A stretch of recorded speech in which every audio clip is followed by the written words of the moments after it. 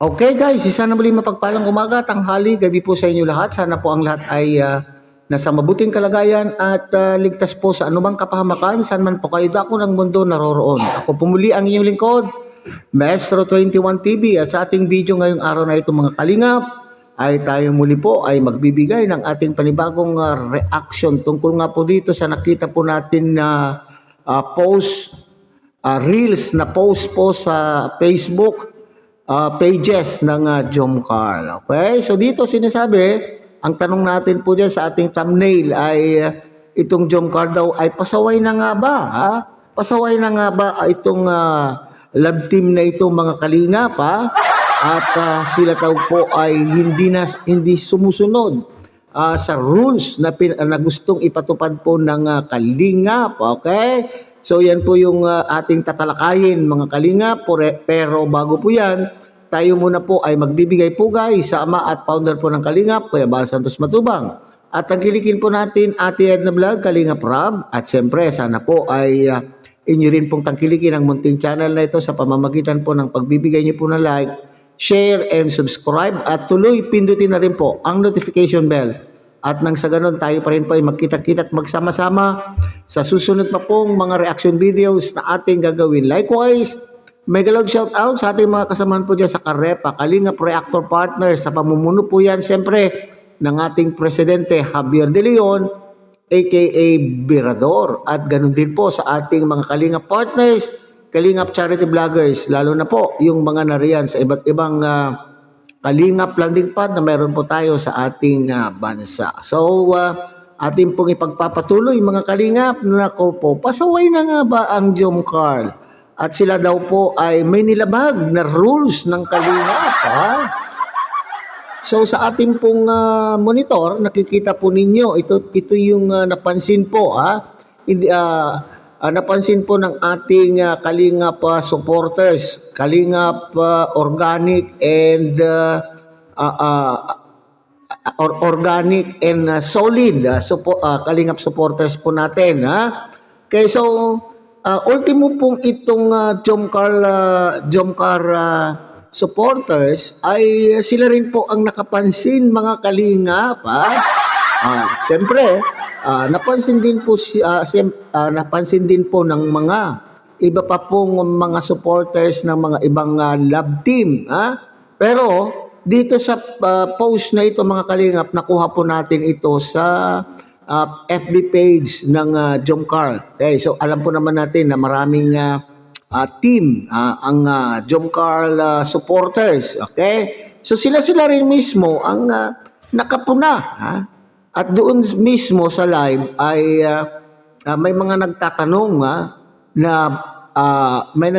na di ba bawal po 'yon? Okay? So itong pagpasok po ng 2026 mga kalingap ay marami po tayong natunghayan. Marami po tayong nakitang mga rules na gustong ipatupad po ng buong kalingap. At unang-una po riyan mga kalingap na inilatag po na rules ay galing po mismo kay Kalingap Rob. Okay? At ano po ito? Ito'y rules tungkol po sa mga love team na ito daw po ay bawal ang mga leading ladies na mag-comment sa mga live ng live po ng kanila pong mga leading men. Okay? So dito, mayroon bang nalabag po na batas o may nalabag bang rules itong si Baby Carla dahil po siya ay pumasok,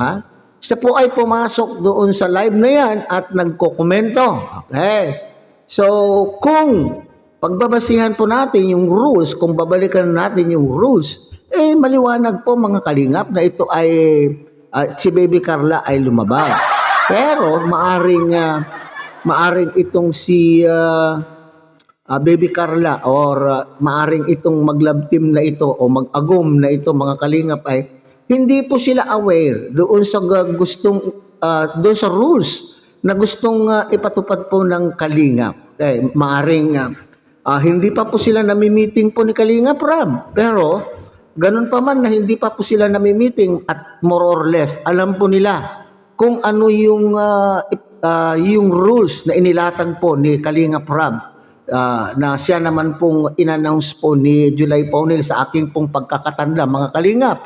At nakapag-content din po tayo ng tungkol po dito. So, kung yung rules ang pagbabasihan, bawal nga po yung ginawa po ng Jomcar. Dangan nga lamang, sabi ko nga, ay baka hindi po sila aware. Okay. So, mayroon din po akong nabasang komento na sinasabi ay baka naman daw po, this is giving justice. Siguro yung nagkomento ay binibigyan niya ng hustisya. Yung yung ginawa po ng mag-love team, giving justice doon sa maling ginawa na sinasabi, baka naman daw po, baka naman daw po nagpaalam itong mag-agum kay Kalinga Prab at sila po ay pinayagan. Noko, alam nyo, kung ganito ang mangyayari sa ating mga rules na kung nagpaalam at pinayagan, ay walang mangyayari mga kalingap, walang pangil o walang silbi. Walang silbi po ang rules kung ganito po ang mangyayari na alam mo nang bawal, ikaw ay magpapaalam. Kung nagpaalam po sila mga kalingap, alam mo na nga iyan yung rules, magpapaalam ka pa, di siyempre. At kung pinayagan man din po sila ni Kalinga Prab, ay malinaw na malinaw po na walang silbi. Walang silbi po yung rules kung ganon. At ito ay pagsisimulan po. Magsisimula ito ng kaguluhan. Kasi kung inyo pong matatandaan, ay mayroon din pong kaugnay na pangyayari kay Krista. Kung inyo pong matatandaan na nabas din po si baby Krista nung siya po ay pumapasok din po sa mga live po ni Mikoy, hindi po ba?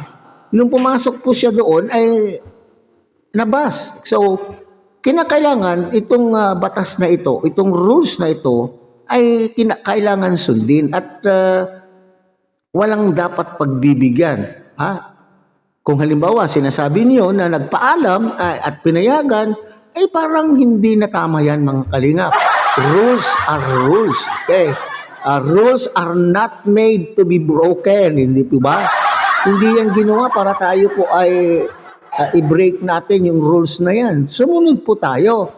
So ngayon, dahil kung hindi talaga sila aware at ito pa naman po yung unang pagkakataon na ginawa po nila, ay pwede po sila sigurong tawagin ng pansin ni Kalinga Prab. Maaring sila po ay mapagsabihan at ipaliwanag po sa kanila na meron na pong rules na gustong ipatupad tungkol po sa mga love team. Siguro naman po ay